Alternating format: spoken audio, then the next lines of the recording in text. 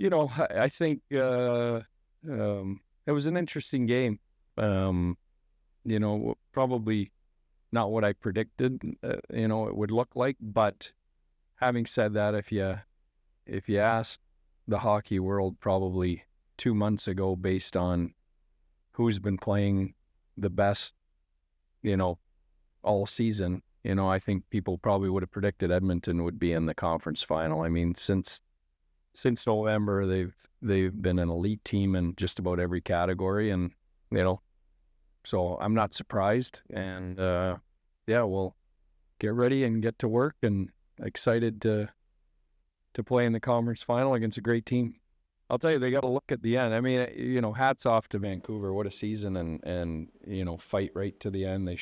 They obviously showed their spirit there, because everyone thought that game was over, and I think I was one guy that knew that they were going to push right to the end, and they did, and they got a real good look at the end there, big shot block to kind of get out of it by Edmonton.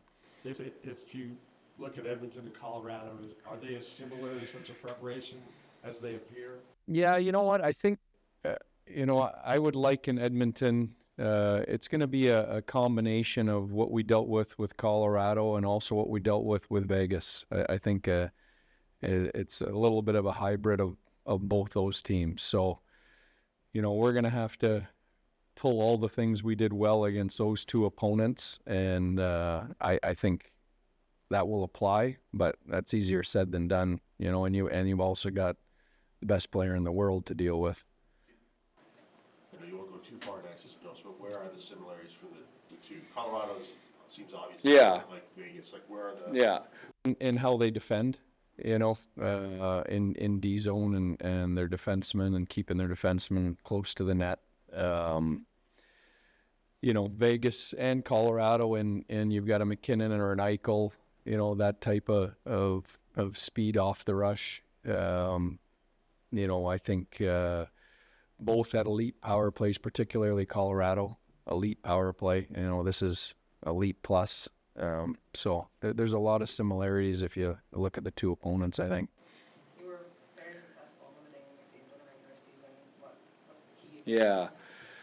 Cross your fingers, pray. I mean, it's like Nate McKinnon. It's like Jack Eichel.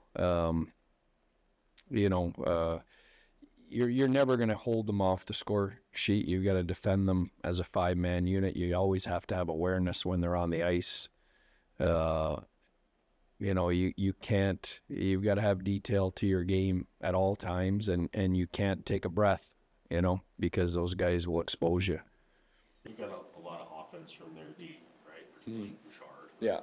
Gets you faced out. Yeah. As well, Makar, right? and Makar, Theodore. Yeah. Hanifin. Yeah. Right? Is that just on there?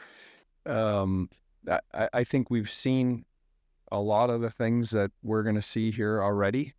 In a combination between the two series we played, and again, as it should be, you're going to have to take all those things you've done well and execute in this series, because they're a very good team, and I think probably the best team in the league, probably from November on, as far as regular season record goes. You said best player in the world. If there's something that occasionally puts McDavid a notch ahead of McKinnon, Yeah. What is the size? Well, I know those two guys are in the conversation, and you know what? That's year to year, right? I think McKinnon. I wouldn't be surprised if McKinnon wins the Hart this year, but I think McDavid. He's so electric. I think McKinnon does it with a little more power to his game. I think McDavid has another layer of finesse to his game, but you're splitting hairs. I mean, these guys are both a handful to deal with. Anything unique to the challenge? Yeah, it's a great question. I mean, every series is unique. You're down to the final 4 teams, so I think Edmonton is playing with a lot of confidence, and they have all year. And it's probably, you know, when we played Vegas, they had kind of, because of some injuries and things, they kind of stumbled around a little the second half. You know, Colorado had their stumbles the second half and kind of put it together against Winnipeg in the first round. This Edmonton team has been rolling for 6 months. That's a dangerous opponent. I was gonna say maybe Hyman, just the Yeah. way he is around the net, like Yeah. all his goals are. Yeah. 50 goal scorer for sure. You know, and you're right, and a blue paint type guy. So absolutely, that's another layer to their weaponry that they've got and we've got to deal with. Is your group of defensemen uniquely suited to handle this challenge too? Miro's gone head to head with McDavid a bunch and done pretty Yeah. well, and then Tanev, it looks like, can do the same thing. Yeah. Yes.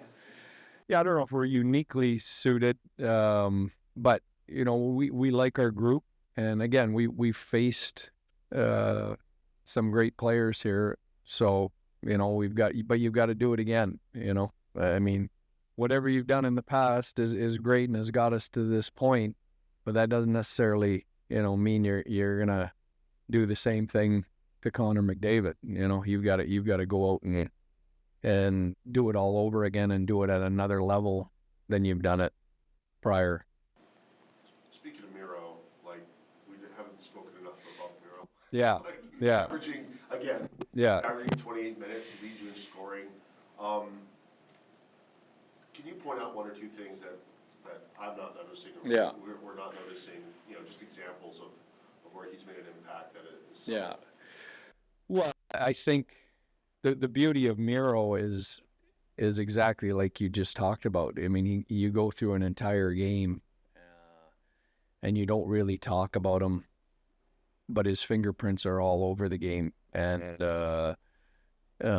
you know, it wasn't until this year. Up until this year, he was killing penalties, and was one of our best penalty killers too. He never sacrifices offense or defense for offense, which is really rare in a guy with that type of skill level and his ability offensively.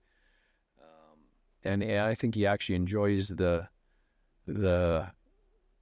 matchup against the best players in the world, you know, over the offensive piece of the game. But he also understands that he's got to be a part of both for us in this. And, you know, with Tanev here, we have a grouping of guys there that, and it's going to take all of them, you know, that it's going to be a great challenge that, you know, we wouldn't be here unless those guys had been successful against that type of player. But again, this is another level here at this time of year, so we've got to make sure we're prepared. But with Miro, it's, you know, he's just, you take him for granted until you watch the tape and you realize, you know, just how important he is and how many areas of the game he affects.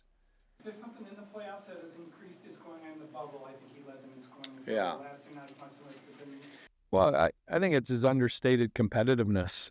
You know, you see it on the bench in the playoffs. Like he is engaged. He's not a loud guy, you know, but in the playoffs he's engaged. You know, he understands you have to raise your level at these moments, and I think he has that ability to do that.